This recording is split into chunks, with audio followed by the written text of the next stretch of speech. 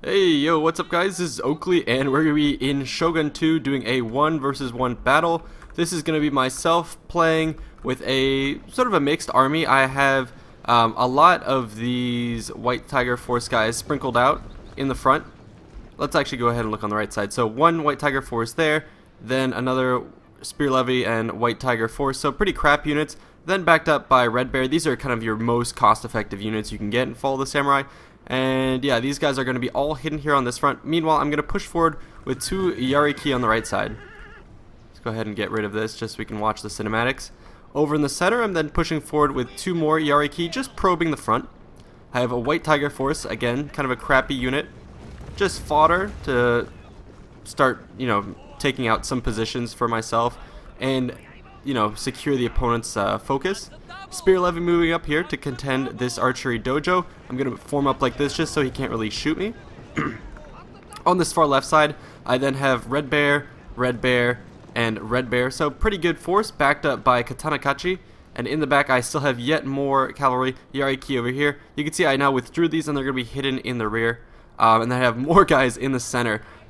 Sticking with the pointy end is going to be Katanakachi, Red Bear, and Red Bear. So I'm going to go ahead and put this on slow motion. You can see I just have kind of overwhelming numbers right now.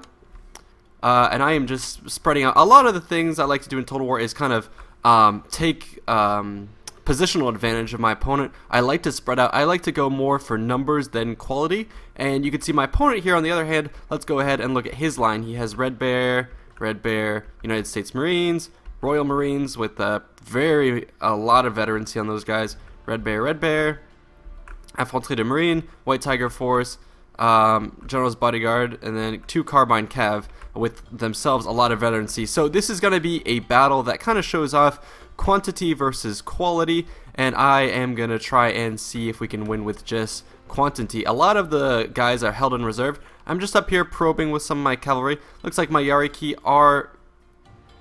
Yep, they're going to scoot on just out of range of his Carbine Cav. Actually, no, it looks like they got a volley off. He's going to pick off 9 of my men, so I'm going to be pulling his guys out of position at least, just to start to probe his flanks. And it looks like, oh shit, he's just absolutely destroying my Yariki. So I did not respond quick enough. It looks like I was maneuvering over on this side. So his guys are going to combine fire on my Spear Levies, doing a tremendous amount of damage with his forces here. So it seems like right off the bat, he's starting to chip away at my quantity. Now, I'm not just losing these units without need. Perhaps on the left flank I was, but what I was trying to do is entice him into this hidden unit right here, White Tiger Force, pull him into the bait right there. Then over on this front, I kind of was trying to delay his capture of the archery dojo, and I tried to scoot out of his firing arcs, but he continued to fire on me. I allowed him to fire on me because it would allow me to, contest the capture of that position for long enough, and it also allowed me to scoot around the side with my Yariki and very much threaten his flank. He's going to be moving back with his Carbine Cav on this side. Looks like he has 4 of those total. Let's go ahead and put this back on play. So now I'm going to be exchanging fire with him. I'm using the building over here to keep him at bay. And let's watch a little bit of these exchanges. I really love gunfire, especially in this era. It just looks beautiful with the graphics. So yeah, my Red Bear is going to be trading relatively cost effectively with his Red Bear.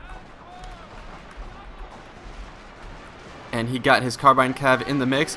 However, he's going to be running into a problem right here, being that his Carbine Cav are shooting elsewhere, and now we're going to come with a massive cavalry charge up through this side, just running through his men. So I was able to kind of sacrifice some of my numbers in quantity to absolutely destroy his quality Red Bear. So these guys are going to be eating it. I even catch some of his elite Carbine Cav, and I'm going to be charging through with some mopping up Katanakachi. And these guys, once you get them in the mix, are going to be very useful because they're going to start running up and down the line, keeping the enemy force from engaging. So here you go, they're going to continue to charge into the next unit. This is going to cause all sorts of problems with his force because now, let's put this on pause. Let me explain what my thought process was. So I'm keeping all these hidden forces in various positions so that my opponent doesn't know where to go, and then I'm going to push the flank. So I did this initial push on one side just to bring his Revolver Cav, Carbine Cav over to this right flank. He took the bait, and yes, I took some losses, but then I retreated back to the safety of my guys in the forest. Had he pursued me, he would have been destroyed, but overall, I lost a couple men, that's fine. It was to draw his guys You know, see, look at this. He has a lot of forces facing on this flank. 2 carbine cav over here. I'm drawing his attention, which allows me to put more numerical superiority on the left side. At this point, what I decided to do was throw forward some of my spear levy, and they've now returned to the fight.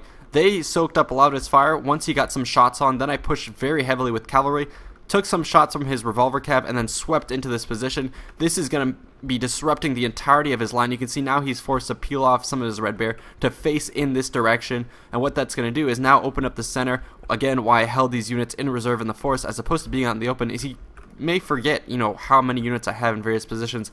And look at all these red bear guys and Katanakachi. They're going to be ripe for pushing up the center. He does have more units coming over here, but I'm cleaning up his elite carbine cav, so definitely trading cost effectively. And I'm continuing to put on the fire with my red bear, but now I'm in a very good position with my Katanakachi. You know, tear through his guys, and look at the enemy forces in the distance. They can't really shoot into my men. If they were to do that, they would be shooting into their own troops. So he's going to try and reinforce with his lines of fire. And here you go. Now that I saw his attention was drawn over here against some red bear infantry, I'm going to be pretty much destroyed by these Royal Marines. I'm doing some damage, but now here's the main crux of the damage dealers. Katanakachi on the left, and then 3 units of red bear are going to be sweeping up into position in the center.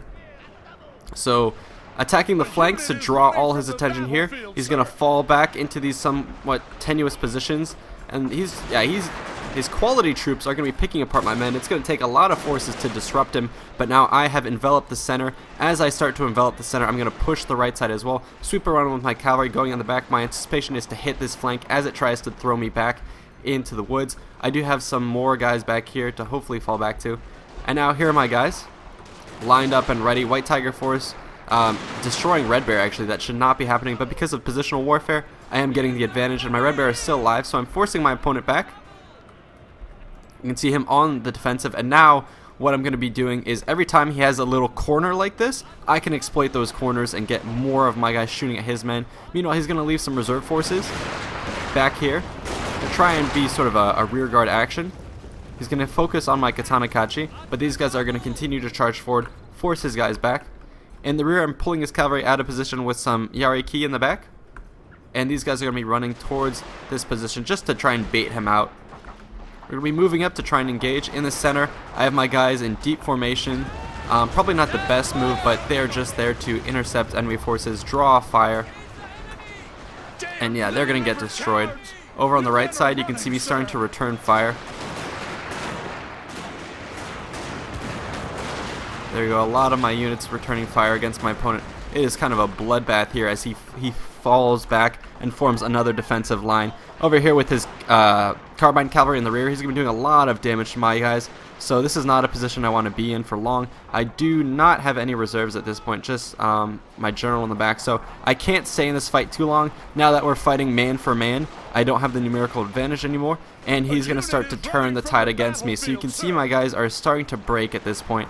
Once he's lined up in these long, thin spaghetti formations and my guys are trying to return fire, the quality of his troops is actually going to prove to be too powerful for my men. So I'm going to be pulling back to the safety of the forest. It seems like I overstretched my hand, especially in these types of defensive formations with all his guys. And now he's going to launch his cavalry in pursuit of my men. Revolver cav is very good for these purposes. You can see they can get their shots off from a distance, from safety, and they're going to be dealing damage to my guys. However, they're going to reform, seeing that my guys were ready to fire some volleys at his guys. So I'm going to be able to fall back and hold my own guys. However, at this point, you know, it seems like he's kind of even the odds in terms of numbers. If you look at the balance bar, it looks like he actually has the advantage. And so this is going to be a pretty hard battle for me to win. However, take a look at this. In their last couple volleys, my unit over here was able to sort of break this red bear. Some of his units are getting awfully thin. So despite having a lot of quality forces, the quantity actually is working against him somewhat in that he's running out of his good quality guys. In a straight up fight, he will win, which is why I now have to use my maneuverability and just try and outmaneuver him and use my guys to the best of my ability. You can see he's drawing back, and I'm going to try and spread my opponent thin, allow my guys to reform, and I still have, you know, the core of my force, which is the red bear. I think 3 red bear, 1 spear levy, and like a katana samurai here and there, 1 red bear over here, and then thankfully I still have cavalry in the back. If I didn't have these cavalry, I wouldn't be able to pull my opponent out of position.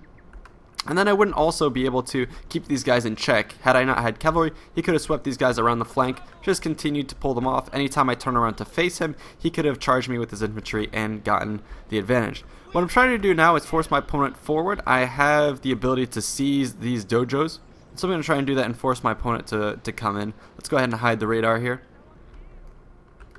So this is going to be very, very close. I do still have my general's bodyguard in the back who can provide some overlapping fields of fire. Now you can see what I'm going to try and do. Look at these arcs of fire. I'm hiding behind this building. If he's going to try and sweep around this position, I want to cover that with my own Red Bear and General's Bodyguard. If he tries to move up in this position, I have it covered already by Red Bear. Position right here, and then I'm going to try and seize this little farmhouse myself. So he's not going to have any of that. He's going to start to move forward. These units do not have that much that they can do. There are only 33 of them out of a previous 150. It looks like he does have some extreme range Royal Marines, so that is actually going to be one of the key components he has to crack my formation. It looks like I'm going to get the first volley against his guys, completely destroy that, and all of a sudden his wing over here is exposed. He does still have some, he called them beasts, some carbine cavalry. I have to be very wary of these guys. They can tear my units apart, but at the same time my opponent does not want to lose these guys. If he does, he could lose the cavalry advantage, so he's going to start to pull back. I had threatened the rear with my own Yariki. He's going to be chasing after me, so I am starting to get the numerical advantage. At least sort of in the cavalry department, slowly forcing these guys back. Some of my own Yariki are going to be probing around the back, waiting for the advantage to be mine.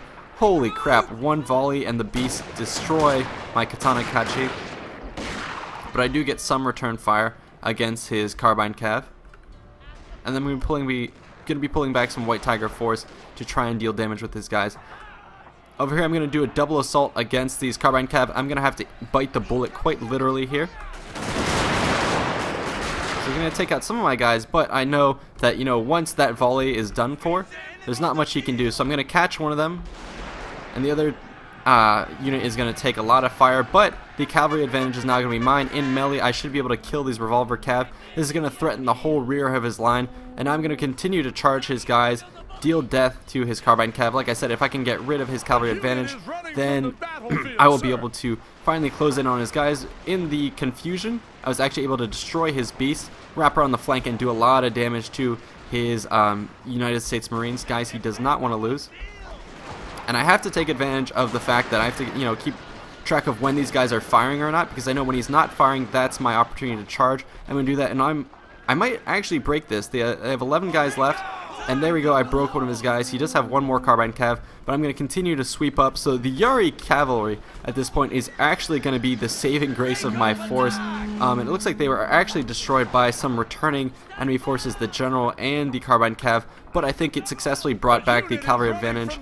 Well, not really cavalry advantage. I got rid of his cavalry threat. My cavalry is now gone, but look at his numbers now that I was able to collapse on some of his forces. It looks like the balance bar is now more towards the middle, so I did recover a little bit. I, you know, cashed in all my cavalry, except for my general, in exchange for his cavalry, and then also dealing damage to some of his guys over here. But these United States Marines have extreme range, and they are going to break my Red Bear. So each of our units is now at the extremity of his, you know, their ability to withstand. Oh, Red Bear even getting destroyed. So yeah, every couple volley has the risk of eliminating one force from the field. So this is getting very, very close. 1, 2, 3, 4. 4 infantry units and 1 general's unit against 5 enemy infantry and 2 cavalry. So it looks like the odds are in my opponent's favor. Let's see what I do to try and rectify this. I'm going to go ahead and put this on fast forward. His guys are trying to get into position.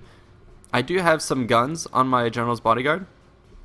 I'm going to try and bait him into position. I'm using this building. This building, if it weren't here, I would probably be steamrolled, but I can use it to, you know, attack on either one side or the other and try and keep my general alive. Key location here. He's going to push a lot of his forces over here, and that means he's neglecting that far side, so I'm going to try and push my guys over here. Oh, and he actually broke another one of my forces, so the battle is turning against me, but I'm going to charge up here with my spear levy. They're actually going to get shot up, and he's going to pull away. So at this point, actually, it looks like the balance bar is now more heavily favoring my opponent. Very close battle up to this point. Charging him with some Red Bear, and he is going to return fire. I am doing a pretty good amount of damage, but 58 guys left. Next volley's 53, 52, and they are effectively broken. I only have Red Bear infantry left, and then my general is the only one left here. I figured I'd charge him gloriously into battle over here, seeing as the battle was over. So pretty close battle at the end. My cavalry charge almost equalized that fight for me, but in the end it seems like quality over quantity has won the day. Very tactfully played by my opponent, a good army build, and I really like some of his units. The upgrades he had on them, they performed admirably, whereas my guys were more, like I said, low tier, low quality, but vast in number. So hope you guys enjoyed this, and let's actually go ahead and end this battle and take a look at the stats real quick. I really do enjoy playing Shogun 2.